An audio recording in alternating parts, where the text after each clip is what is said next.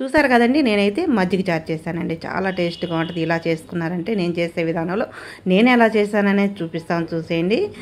మజ్జిగ చారు అని కూడా అంటారు. ఇప్పుడైతే నేను ఒక ప్యాకెట్ పెరుగు అయితే తీసుకున్నాను కదా. తర్వాత 2 ఉల్లిపాయలు, 2 పచ్చిమిరపకాయలు, తర్వాత ఆ ఉల్లిపాయలు పచ్చిమిరపకాయలు ఇలా సన్నగా తరుక్కోవాలండి. తర్వాత పెరుగు ఉంటుంది కదా, పెరుగు బాగా మెత్తగా గంటతో కలబెట్టుకున్న తర్వాత మజ్జిగ కానీ నీళ్ళు కానీ పోసుకోవచ్చండి. నేనైతే నీళ్ళు పోసాను. ఇప్పుడైతే సరిపడా పసుపు, సరిపడా కారం అయితే వేసాను, సరిపడా సాల్ట్ వేసి బాగా కలబెట్టి తాలింపు కావాల్సిన చూపిస్తాను. ఎండుమిరపకాయలు, ఉల్లిపాయలు, తాలింపు గింజలు, కరివేపాకండి.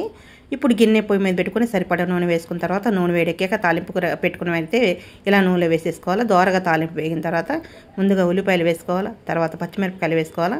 ఈ రెండు బాగా తాలింపులో కలిసేటట్టు కలపాలండి. ఒక్క 2 నిమిషాలు అయితే తాలింపులో వేగనివ్వాలి. ఇవి తాలింపు వేగిన తర్వాత మనం పక్కన పెట్టుకున్న పెరుగు ఉంది కదా, ఆ పెరుగు పోసేసుకున్న తర్వాత వెంటనే పొయ్యి తాపేయాలండి, లేకపోతే పెరుగు అనేది విరిగిపోతుంది. చూసారు కదండి పెరుగు పులుసు నేను ఎలా చేశాను అనేది.